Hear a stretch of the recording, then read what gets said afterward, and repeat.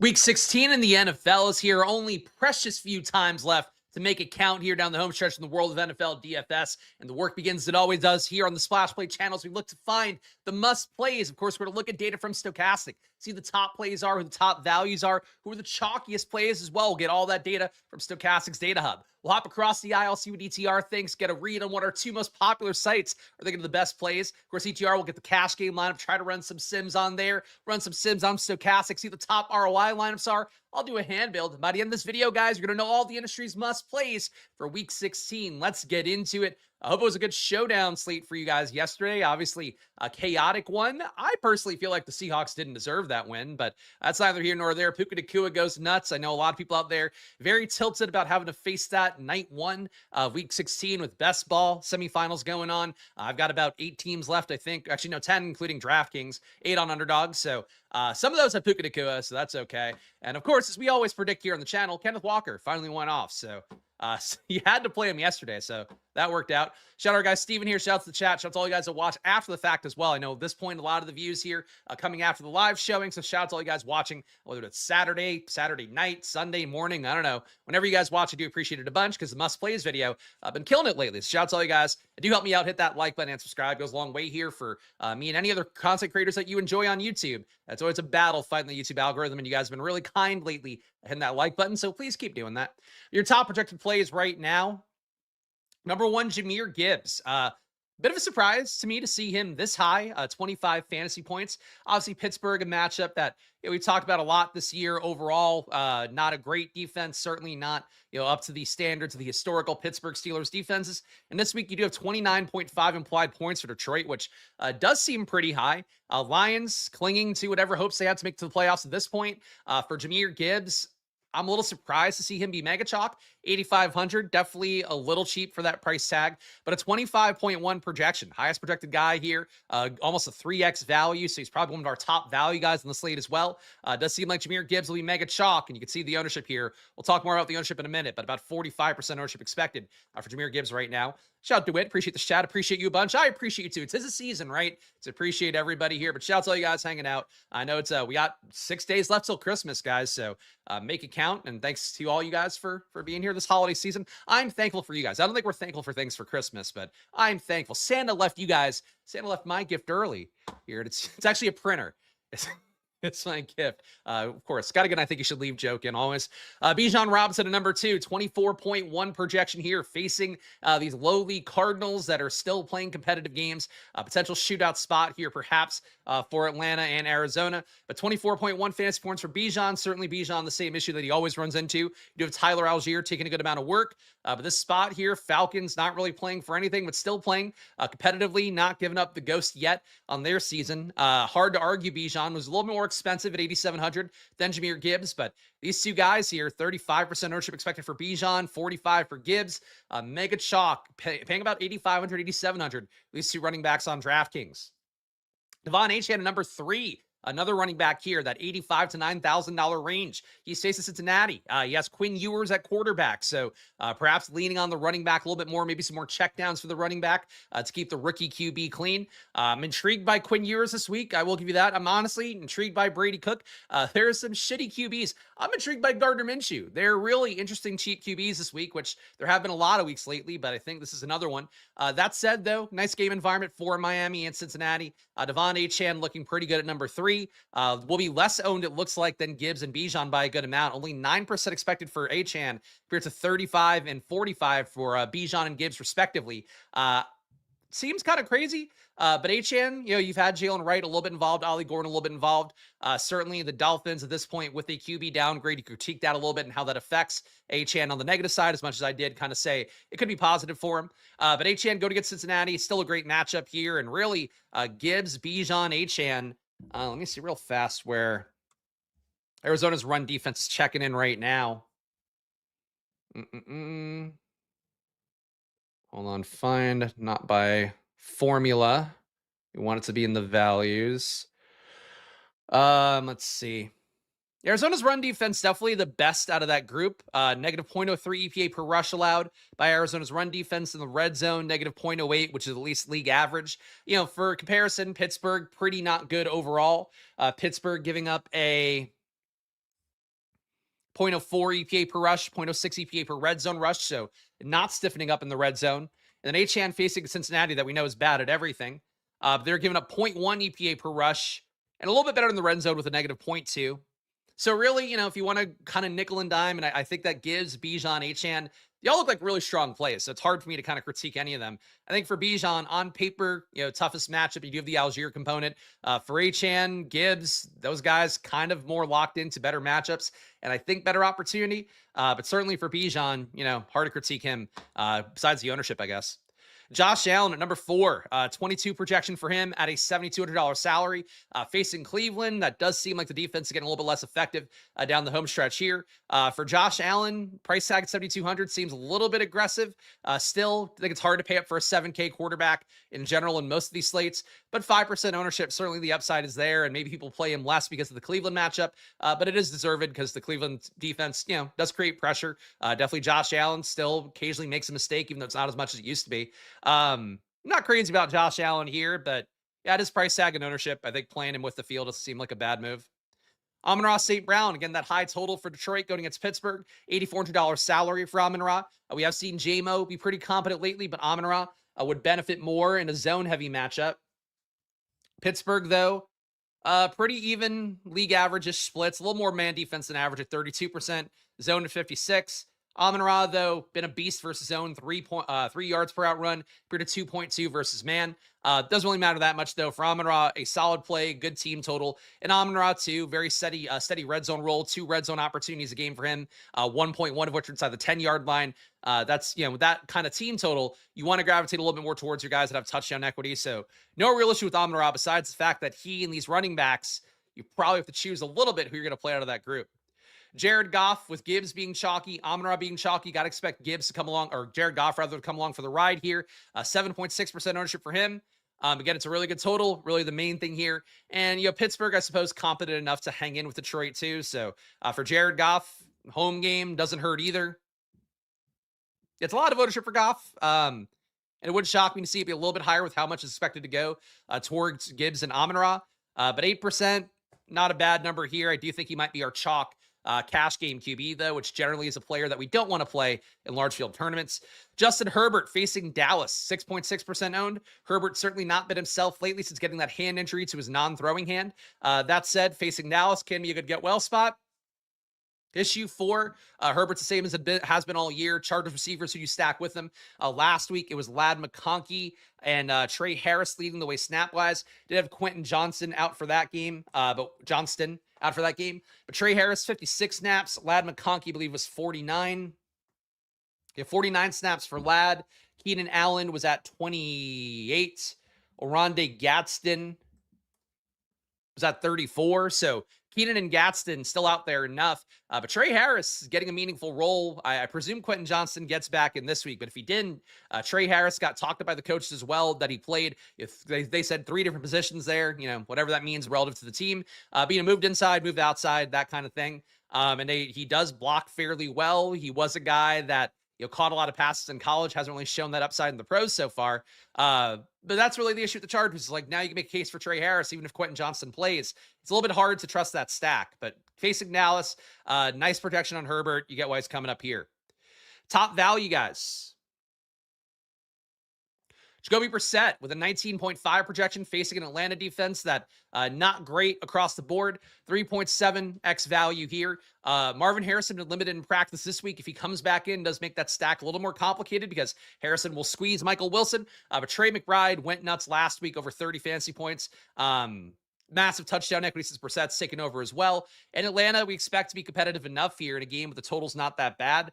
For this game, as of this morning, Friday morning, that is, Arizona, Atlanta, 48 implied points. Atlanta, 2.5 point favorite on the road here at Arizona. So competitive spot. We know Brissett drops back even when the team's getting their ass kicked, in a spot like against the Texans.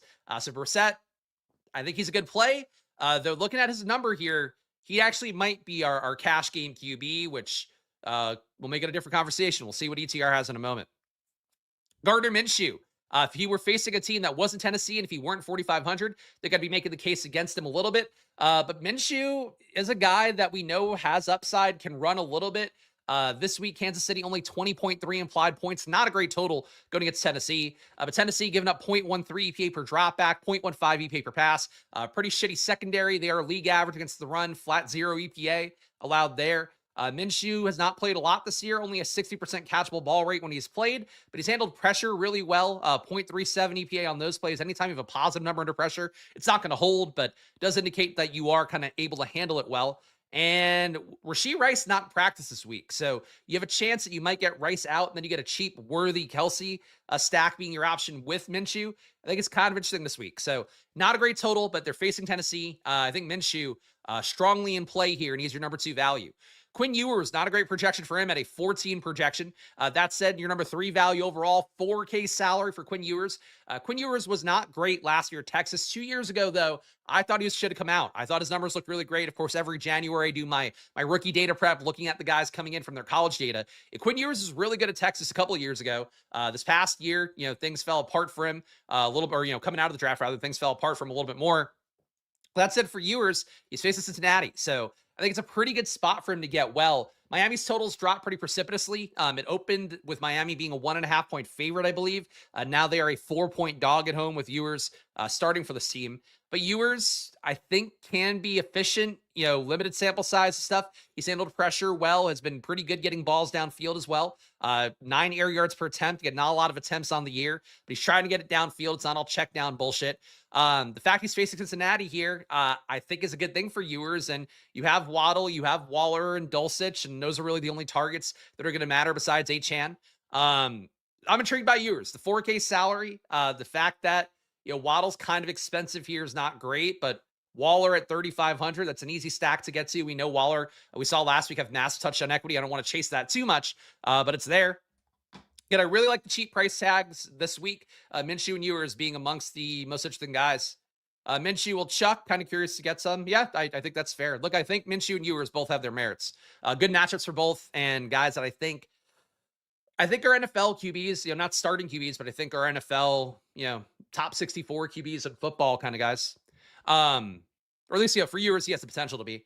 Kirk Cousins, 16.3 projection on him. Again, nice kind of potential shootout spot against Arizona. Cousins, we saw have the massive upside. I thought that he was a good play the last time we had him on Thursday Night Football. Ended up playing really well there against Arizona. Probably the same thing here. You'll get Drake London back, which does upset the target tree a little bit. Cousins obviously relying so heavily on Kyle Pitts. We saw the massive game last time out. Does seem like London's playing. I don't really know why at this point. You still have Mooney out there. You'll still have probably a little bit less David Sills, I guess. Though, honestly, at this point, maybe they play Sills ahead of Mooney with how bad Mooney's been. But London being out there, it just upsets the entire situation. So Cousins stacked up with Bijan, stacked up with London, stacked up with Pitts. All options this week. And even Mooney, I think theoretically still an option. Tyler Shuck, 18.1 projection for him. He's facing the Jets, a perfect get well spot for any team, really. You have a real benefit for Tyler Shuck this week in as much as you have no Devon Valley out there. So we are now down options at receiver. Mason Tipton last week with Valley getting hurt in game, played 55 snaps, I believe. Let me give you guys the exact number here because you guys know I do try to give exact numbers. You have 55 snaps for Tipton last week. Olave 58. Running backs also gone this week too. No Alvin Kamara, Devin Neal now on IR. His year is done. Unfortunately, my sweet boy Audric Estime, 5K salary for him. Him and Evan Hull last week both played about 25 snaps. Those guys will be competing for the RB work. Basically, Shuck might run more here because the RBs not really guys who are going to be super trusted, super relied on. You have Chris Olave there as a target to stack him up with. Juwan Johnson at Taysom Hill, splitting snaps with Foster Moreau at tight end, but Juwan Johnson's still your lead guy there. The stack partners work. Shuck, 5,400, a little bit expensive, but the projection looks decent. So Shuck, a top value as well, just ahead of Aaron Rodgers and Justin Herbert. Once again on DraftKings, the pricing favoring QB value more than anything else. London Calling, for anyone else old enough to... Okay. I think London Calling is just a famous reference, right? Isn't that just like that was a song, right, too? Or an album by The Clash? All right, now we're learning things. But isn't it also just like an expression? I feel like it is. It's also an action comedy in 2024, it seems. Starring Colin Farrell. Okay. Sure. We're learning so much about London Calling here. Let's sort by ownership, guys. And again, next stage of our journey here, looking through the data.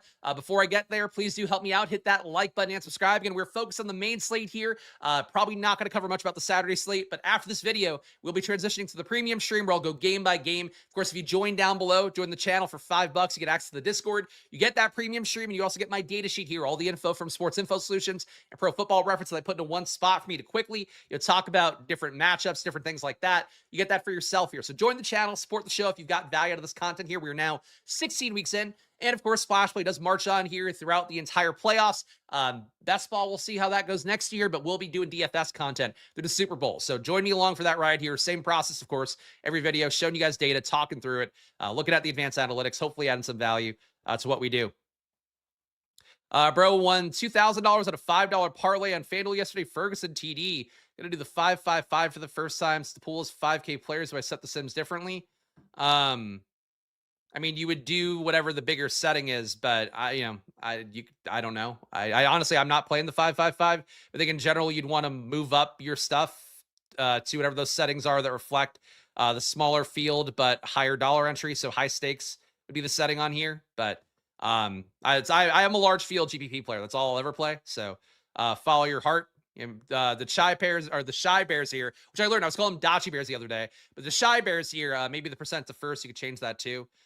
Make it like the tournament field, but if marquee settings, I think would probably be not what you want to do. Probably go to high stakes. But ask Stochastic. It's their tool. I just shill it here. Your top owned players right now, and this data is going to move. This is their early run. I think it does change pretty materially by the time we get to like Friday night, Saturday morning. So keep that in mind. The top owned plays, Jahmyr Gibbs, we talked about. Bijan, we talked about. Amon-Ra, we talked about. DK Metcalf, 23% owned. $5,400 salary is pretty cheap. Metcalf, I don't know, man. I would not play a chalky DK Metcalf. We have seen him hit his floor so many times. I mentioned the last time that I had the Steelers on a showdown slate. How many times DK Metcalf has scored over 20 fantasy points this year? It's 3. He's just not that dude. It's chalk. Against Detroit, he will face more man defense here, I believe. Sorry, I'm just pulling it up real fast. Yes, Detroit's still a heavy man defense split 41% of the time. Historically, DK Metcalf has been better at that, though this year he actually is better versus zone. So Metcalf is just like, he's getting paid like he's a superstar. And I think he's less of a superstar than even like Garrett Wilson. Like, I just think he's like a tier below. And like, I think people are still stoked to play him, but like his price tag is $5,400 for a reason. Cash game play for sure. Large field tournament, DK Metcalf, like, I think you're going to naturally get Detroit, Pittsburgh game stacking with the projection set. And I don't know, man. I'm not buying that. I'm not like, I'll be with the field on DK Metcalf. I think I can't imagine getting more. And he does seem like he's a little bit over owned. Optimal rates at 19%, ownership's at 23. I feel like he plays lazy. I mean, I think it's also that Aaron Rodgers is not force feeding the ball. Like he's only getting 6.5 targets a game. You know, our highest target earners, your guys like Puka and JSN are almost at 10. But you know, guys second tier, 8 and change. Like he's not getting that work. I also don't think he deserves to get that work. So it's a little bit of a tough game here. But we'll see, you know, if they upgrade QB, you know, in the offseason, we'll see like if there's a traditional pocket passer, what they do with him more than Rodgers, who just is pretty target agnostic generally. Jamar Chase, 19% ownership. Does seem a little bit over-owned compared to the optimal rate of 10%. But Jamar Chase, he's on the thumbnail. I think he's a real strong play going against Miami. Of course, as we've talked about, Miami's run defense has rounded out into form a little bit better. Negative 0.04 EPA per rush, but still holding steady with a 0.11 EPA per dropback, 0.13 EPA per pass. Zone heavy matchup as well. Looks good for Jamar Chase. The other guys on Cincinnati, a little bit worse versus zone. Higgins on the year, 2.5 yards per out run versus man defense, only 1.3 versus zone. For comparison, Jamar Chase, 1.7 yards per out run versus man compared to 2.5 yards per out run versus zone. And part of the reason I do highlight these stats a little bit more this time of year, even now have a big enough sample size to kind of isolate these splits, have some value in it. You probably guys, I know some of you guys have noticed because some of the comments, I'm getting stuff right at a pretty good clip lately on stream. Large part of that is that EPA splits, when you get to week 16, they're pretty sticky. So for Jamar Chase, I think it is a good spot here going against a zone-heavy Miami defense. Last week, kind of thought he played like shit for most of that game, still put up like 25 fantasy points. If he does actually go nuts here, he's probably your guy in the slate. You're looking for a Puka Nacua kind of score. Jamar Chase, I think, can do it here. And Michael Wilson, don't think this holds if Marvin Harrison is active, but 16.4% ownership and a 15.6 projection. Harrison, I believe, limited in practice, but he is back in practice. think he'll go this week. And if he does, Wilson, I think you got to demote immediately at 6,900. I actually think he's pretty unplayable. If you do get Marvin Harrison going, if Harrison doesn't play, I think Wilson, not a wheels up play, but I'll be with whatever the ownership is, if not above it. If Harrison is in, though, I don't think I want Michael Wilson. And Kyle Pitts feels kind of point chasey here with Drake London coming back in. That will upset the apple tree. But the big thing for Kirk Cousins that he just is not great getting the ball outside the hash marks and definitely not good getting the ball downfield. For Drake London, that's where he's mostly playing as well, where the same area that Kirk Cousins has failed miserably getting the ball to Darnell Mooney, who does suck for what it's worth this year. He's also apparently still hurt, even though he was hurt at the beginning of the year and he got healthy and he's been playing. But the announcers keep saying in the Falcons games that he's hurt. For Pitts, maybe Pitts and London can both hit. Do you think having London back in, though, I just don't know how you see that ceiling hitting in the same way for Pitts. That's our ownership here. Let's go to ETR next, see what they have for us. Let me refresh, make sure that I am not going to get logged out. All right, classic slate. Would I punt tight end this week? No, I would not. No, I would not. If I were, maybe Jeremy Ruckert, but even then, like, I don't. If I get punt tight ends, I don't really have a lean on this week in particular. If I get them, fine. But yeah, not a big feel for me.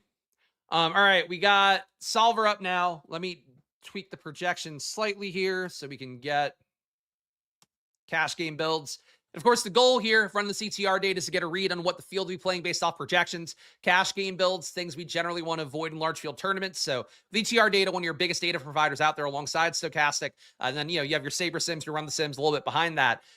You definitely see a lot of field playing pretty close to what ETR has. That's why we do look at these cash game lineups every week. Before we do that, though, guys, please do help me out. Hit that like button and subscribe. Of course, I am here every Monday, Thursday, Friday for our biggest NFL slates.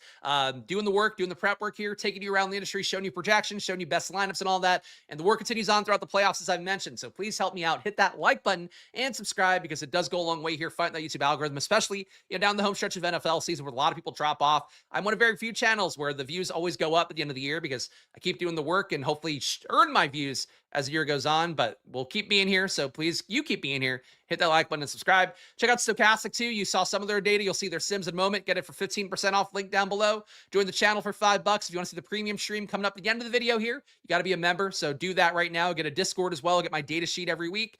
And last but not least here, Solver, which you're going to see on screen right now. Get that link down below with promo code SPLASH. All right, we got Jacoby Brissett, Javonte. Really? Javonte Williams in the cash game lineup. Okay, tough matchup against the Chargers. Williams also limited in practice this week. Dallas going to play out the string, it looks like, even though they are playing for basically nothing at this point. Javonte makes the cash game line for ETR data. Jahmyr Gibbs, Xavier Worthy, Amon-Ra St. Brown, DK Metcalf, Harold Fannin, Kyle Pitts, Jets D. Let me see if they have Rice in these lineups. All right, so they have no Rashee Rice. So this is a worthy projection, assuming that Rashee Rice doesn't play, which I would also assume at this point with him not practicing this week so far. Metcalf makes it, Worthy makes it. So very similar stuff to what we saw in Stochastic. Nothing too surprising here. Overall, across the top 25, though, 100% Kyle Pitts, 100% Jahmyr Gibbs. Let me just make sure that London is in this data set. Okay, so right now, ETR does not have London in the data set. So there's two choices they've made here. They are assuming that London doesn't play.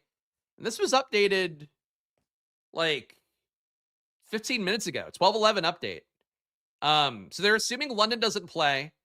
And that means Pitts is going to make every lineup. They're assuming that Rice doesn't play, and that's why Worthy's getting in here at a $4,400 salary. But Pitts and Gibbs in every lineup. DK Metcalf and Xavier Worthy in almost every lineup. So right away, Pitts and Gibbs will be two guys that ETR users won't be able to get away from. And certainly, in Stochastic data, they have London in. If you do get, London out, Pitts will also look comparably good, I think, on Stochastic data. Game stacks here. 88% of these lineups have Gibbs and Metcalf.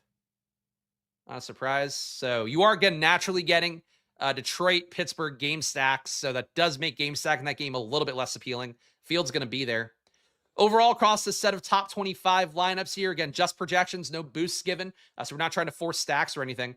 You have at least 2 Falcons in 68% of these lineups. So you're going to naturally get, projection-wise, a lot of Falcons. You're getting at least 2 Cardinals in 24%, at least 2 Chiefs in 20%. It does matter a little bit less. But let's pull in our stack settings here because I do believe we have a sim ready. We do. So let's run ETR's data here. And let's pull in game stacks. Get some uniques on it. There we go. Pull in variance as well to make it go faster. And give us more spread too. We'll build out 250 lineups here. Then we'll sim them out, see what we get. Last 5 weeks, Philadelphia allowing 5th most rushing yards. Doesn't matter. 5 weeks is not enough of sample size. If you want to care about that, care about it on a small percentage of lineups, but don't make your entire portfolio rely on that. No pits for me if London is back. I wouldn't say no pits because I do think the double can hit, but it definitely makes pits. Like, he'll carry some projection that reflects this time that he's gone off without London. And he's been your number 1 receiver since London went out, especially since Cousins, took over. It's just Cousins only can target tight end. Like, he just can't get the ball outside, at least with any accuracy, any success. Fannin Jr. is a beast. He's good. He's a beast in college. I don't think he's a beast right now.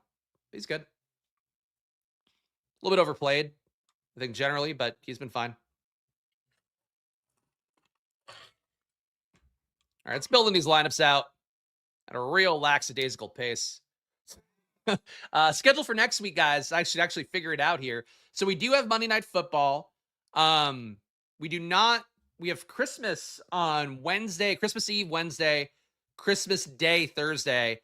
I imagine I'll probably do a Christmas Day game video on Wednesday.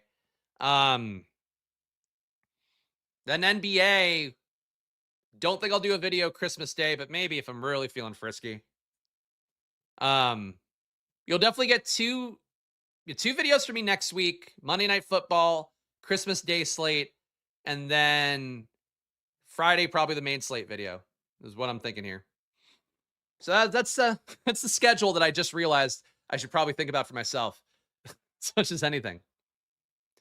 And so I say things like that because I know you give me good criticism. Your way of thinking, analyzing is the best. Well, thank you, fellow Chris. I appreciate that. And I, of course, appreciate Chris being a member too.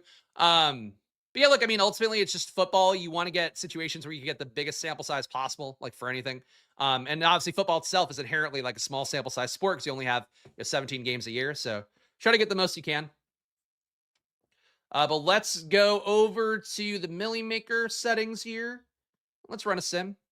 Shout out Biggsy, been a man. Hope you're good. Yeah, it's been a good season. This last few weeks of play for me has been really nice in DFS. Yesterday was kind of frustrating because it was a lot of work in NBA, as you guys might have seen. It was an 11-game slate, 12 if you count the FanDuel one, and it was a ton of updating you had to do. So I was doing that. Was also like, my mother-in-law was here, so like gotta be attentive with Luca. So I don't look like a total piece of shit. But it's like updating for that, updating for NFL. It was a brutal thing, and I ended up making $20 between the two sports, which is really tough, man. I had some good lineups yesterday in both. But yeah, look, that's the process here. It's what we do is like we play for the upside, we play to have the fun. That was a lot of fucking work yesterday. To make 20, like I felt it too. Like I never feel that. I was like, oh my God, man. It was so much. Either way. Only one in 10 NBA slates this year gave up isn't my thing. I mean, NBA I think is the easiest DFS sport to play, but obviously it's also the one I've won the most money at. So I'm definitely a little biased, but follow follow projections at NBA. And really, if you can afford Saber Sim for NBA, do it, because that has been an absolute game changer for my projections and using them correctly in a way that makes me happy. And I've been like crushing. Like it's $300 a month for Saber Sim. They're not an official partner of mine, but I've been very happy with my results of Saber Sim for NBA. For NFL, I don't know they're better than Stochastic, but that's me figuring it out. My mother-in-law lives with us. Oh, you love your mother-in-law. Cram it. I think you should leave jokes whenever we can. Top ROI here. We got Kirk Cousins, Breece Hall, Jahmyr Gibbs, David Sills, Michael Wilson, Amon-Ra St. Brown, Travis Kelce, Kyle Pitts, Jets D. So again, the data right now in ETR assumes that London is an in, so they're giving Sills more of a boost than they probably should. And Sills is not a good player. Definitely would feel better about Pitts than Sills, but you are getting the Kirk double here. Michael Wilson bring back because they are also assuming that Harrison does not play. Number 2, Jacoby Brissett, Javonte Williams, Aaron Jones, Justin Jefferson, Michael Wilson, Amon-Ra St. Brown, Travis Kelce, Kyle Pitts, Jets D, a single stack with Arizona and a bring back. So ETR data looks like top 4 lineups here are all Cardinals and Falcons stacks. So ETR is going to force that heavy and maybe make it overplayed as a result, given the fact that Stochastic also has Brissett projected to be a top value. It's a little worrisome to see. I think you're going to naturally get People game stacking Detroit, Pittsburgh, and it seems like with this, Falcons, Cardinals more than you'd want. Brissett here, number 3 as well. Got Brissett, Javonte Williams, Bijan Robson, Xavier Worthy. Again, the assumption in ETR data right now is that Rashee Rice doesn't play. Cortland Sutton, Michael Wilson, Mike Gesicki, Kyle Pitts, Texans D. The ETR data gives you Gesicki every fucking week. Number 4, Kirk Cousins, Bijan Robinson, Jahmyr Gibbs, Jacoby Myers, man who got paid a lot of money. The money he was looking for from the Raiders, now getting $20 million a year for the next 3 years, $40 million of that guaranteed. So Jacoby Myers locked in a way that Brian Thomas might not be. Darnell Mooney, Michael Wilson, Harold Fannin, Kyle Pitts, Jets D. And number 5, CJ Stroud, Bucky Irving, Ashton Jeanty is a Texans double. With a Jeanty bring back, interesting. Jeanty, AD Mitchell, who I do think is a very live play this week. Brady Cook is getting the ball where he's supposed to. He's just not good in the traditional sense. Amon-Ra St. Brown, Nico Collins, Kyle Pitts, Dalton Schultz, Giants D. All right, so you got one weird one, but basically Falcons, Cardinals stacks, and then one Texans Raiders stack up top. But you're not getting Pittsburgh, Detroit game stack. You're just getting individual pieces from it, which I think is noteworthy here. No Metcalf up top either, which I'd agree with. Brother had his mother-in-law live with them for about 6 years. Thank goodness his brain did not explode daily. I love my mother-in-law. Like, she's a lovely person. I am the I think you should leave guy in the car segment or the car skit.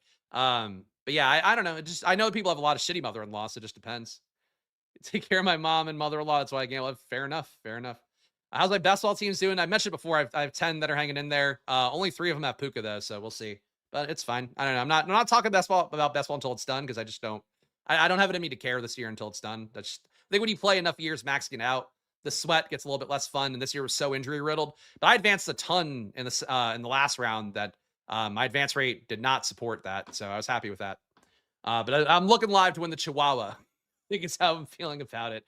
But you know, we'll take it. Top exposure or top ROI rather.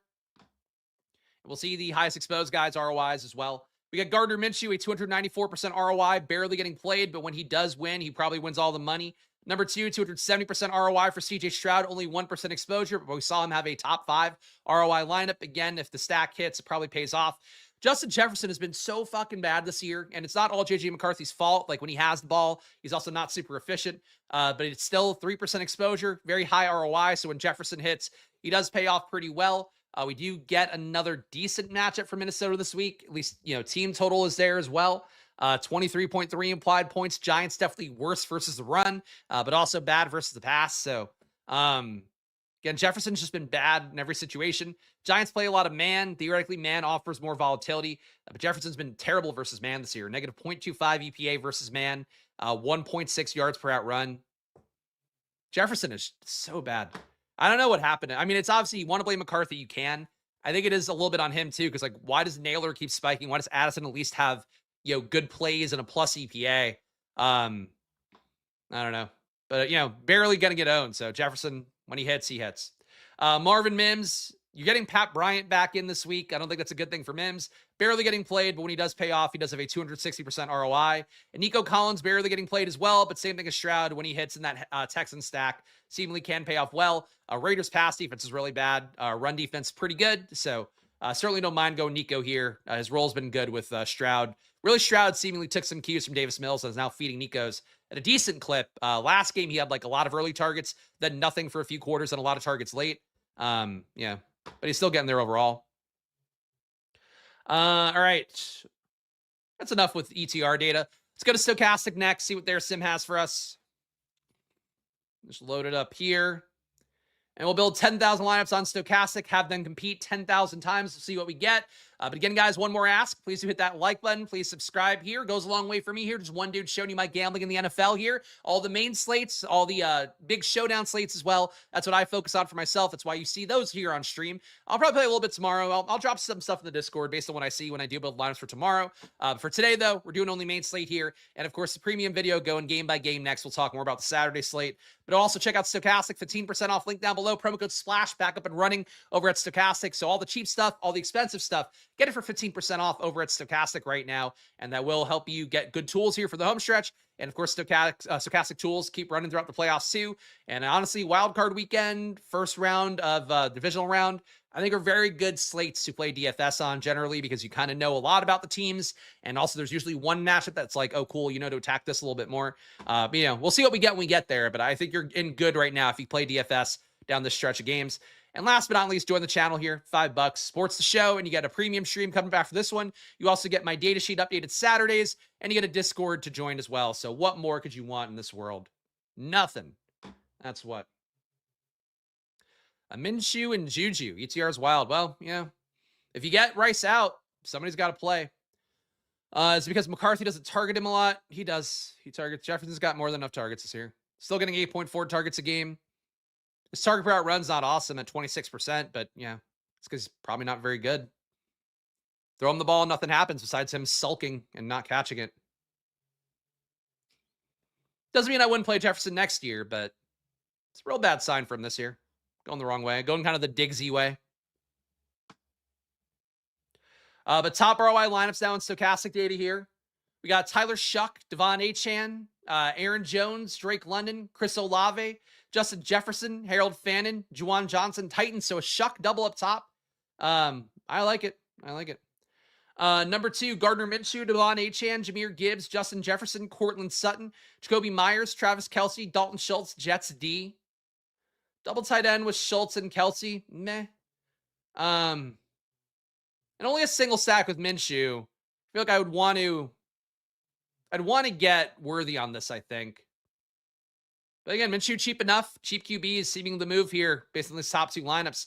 Number 3, Kirk Cousins. Again, another cheap QB under 5K. Jahmyr Gibbs. Kenneth Gainwell makes this one hard for me to play a Pittsburgh running back on the main slate. I just don't think you have to do that. Drake London, Chris Olave, Cortland Sutton, Harold Fannin, Kyle Pitts, Vikings D. I mean, Gainwell, the price tag probably works. I assume that's why he made it in. But honestly, like what's Gainwell's price tag? Gainwell's 5,100. I would play Audric Estime or Hull. I think I just wouldn't roll the dice on a timeshare back on a main slate. I don't think it's usually the move. But he's coming up here in this Cousins stack. Landed double here with Cousins. Number 4, Justin Herbert. Again, looking good versus the Cowboys on paper. We'll see if he actually throws the ball in the spot. Bijan Robinson, Jahmyr Gibbs, Jacoby Myers, DK Metcalf, Keenan Allen, Harold Fannin, Rondé Gadsden, Titans D. So the shitty part of this Herbert stack is you're getting the 2 guys playing the least amount of snaps. It is McConkey / Trey Harris that played 50 or so snaps last week. But anybody can hit from the Chargers. So that's what you're getting here. And then a Chargers double with 2 bringbacks. Herbert, Gibbs, Javonte Williams, CeeDee Lamb, Tet McMillan, Keenan Allen, Harold Fannin, Rondé Gadsden, Jets D. So clearly Stochastic, like in the Chargers-Cowboys game environment. Not an awesome total here, but it does seem a little bit high, especially for the Cowboys side. Yeah, it's a big old game stack. Highest stack ROIs. QB singles, everybody's got a negative ROI, but your highest guys are Brissett, Tyler Shuck, and Gardner Minshew. QB double stacks, you got positive ROIs on Tyler Shuck, Justin Herbert, and Kirk Cousins, with JJ McCarthy and Aaron Rodgers not too far behind. And QB triple stacks, you're getting Kirk Cousins as your highest ROI, 14%. Herbert, a positive 1. McCarthy, Aaron Rodgers, Bryce Young. Do you think the Carolina Tampa Bay does seem a little potential shootout-y? Obviously, hard to ever expect Bryce Young to do that, but we do know he can do it when the situation calls for it. But Bryce Young, Tyler Shuck, so all these guys have a positive ROI in a triple stack. That's Cousins, Herbert, McCarthy, Aaron Rodgers, Bryce Young, Tyler Shuck, all positive ROIs and triple stacks. Highest exposure, Jahmyr Gibbs, 64% exposure. Fields at 43, so that's a lot of leverage on Jahmyr Gibbs. Especially for him being in a tier where you have like 3 really playable running backs with Bijan, Achane around that range. Harold Fannin at number 2, 56% exposure, Fields at 16. So chat was liking Harold Fannin before. Sim on Stochastic right now, loving Harold Fannin. Is Buffalo bad versus tight end? Buffalo is shutting down tight end. They're bad versus slot. 52% slot rate would be really high, and Fannin does get most of his targets out of the slot. Inline tight end, though, they give up a really low rate. Only a 5.5% target rate to an inline tight end, which I believe is the lowest in the league.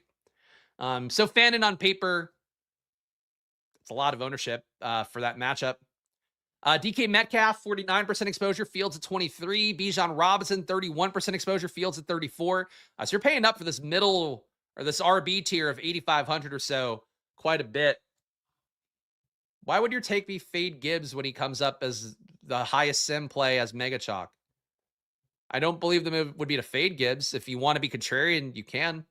But I don't think that's the way to think about stuff for a good player in a good matchup with a really high team total. Number 4, we got Bijan, we talked about. Number 5, Drake London. So he's in the stochastic data set, and they're giving you him 30%, Fields at 12. All right, so that's pretty big stands here on Gibbs, Fannin, Metcalf, and London, and then you're with the field on Bijan. Highest leverage plays here, getting Harold Fannin, 40% leverage on him. That's a big stand relative to the field's ownership. I think that's got to come down as the weekend goes on and data gets updated.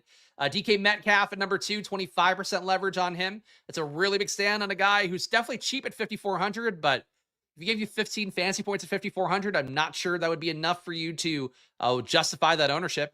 Jahmyr Gibbs, 21% leverage on him above the field. Drake London, 18% leverage on him above the field.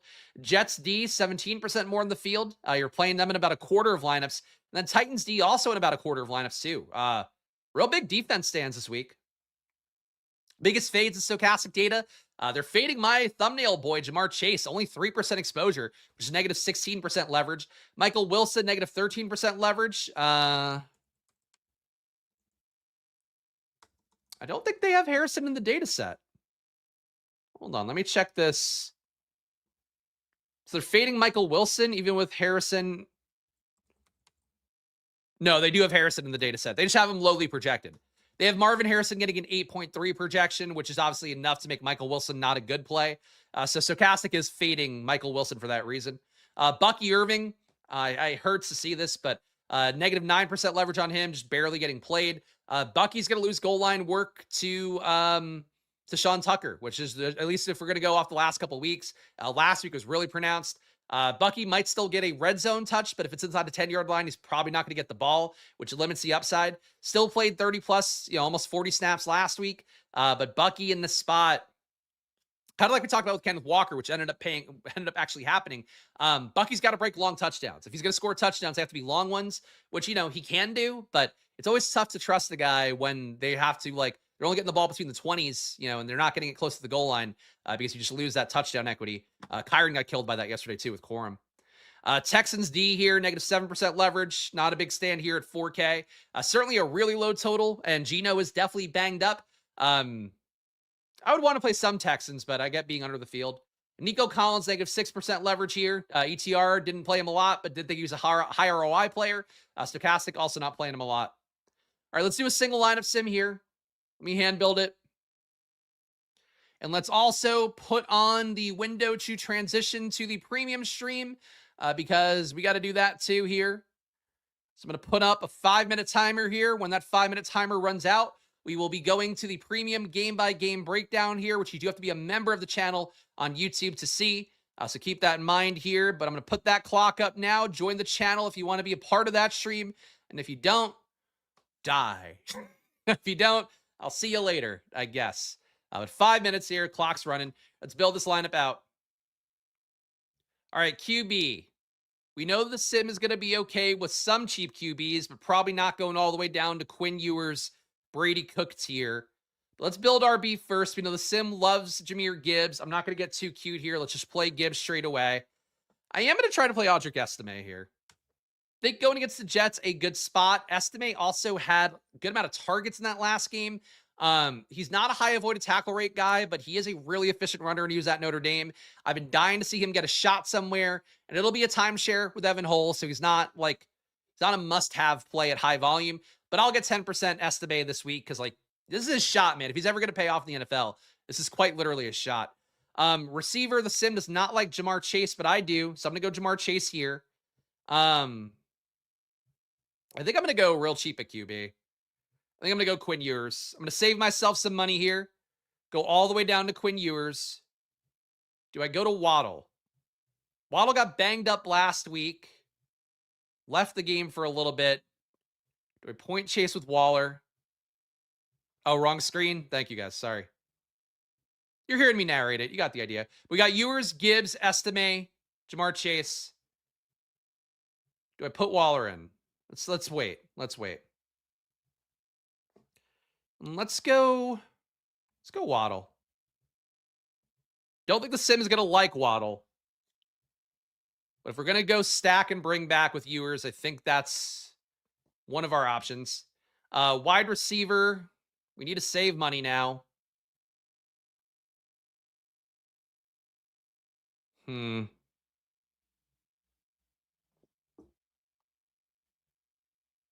Gunnar Helm is a guy that I do think is kind of interesting here. I was going to go Jeremy Ruckert because I think he's in a pretty good matchup this week, and that would give us some Jets game stacking here.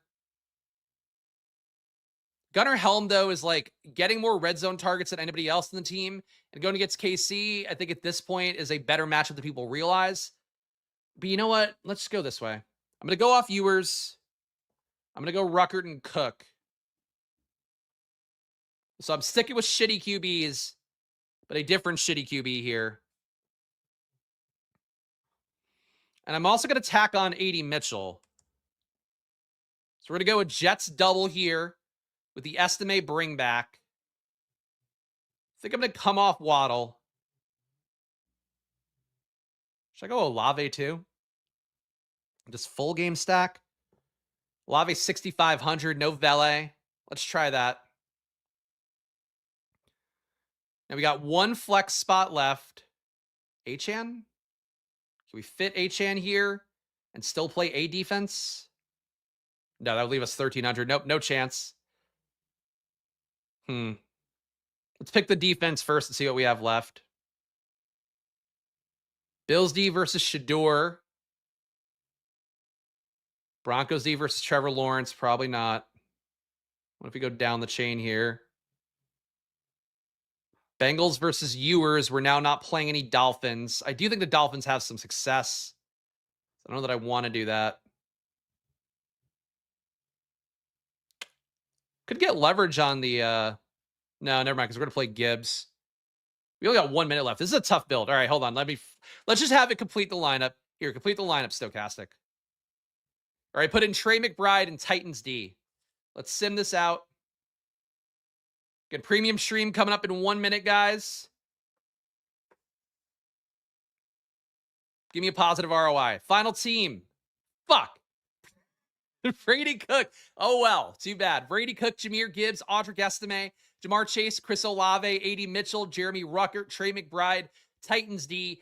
This is not the exact team I'm going to play a lot of, but I will be doing double stacks with a crappy QB, trying to get where I have to go. That's going to be my approach for the week, guys. So that lineup in particular, I guess not the one, though it does have a 0.1% win rate, but it'll get better. But guys, premium stream coming up in a moment here. Before we do that, one last run through plugs. Please do hit that subscribe button. Please hit that like button. Goes a long way for me here. Just one guy showing you my gambling Mondays, Thursdays, Fridays for the NFL. Doing the best I can. Of course, check out Stochastic too. All their products, cheap stuff, expensive stuff, 15% off right now. Join the Discord, $5 to join. If you want to see the stream coming up right now, you got to join. And I'll see you guys over there. Enjoy your days. Good luck. Bye-bye.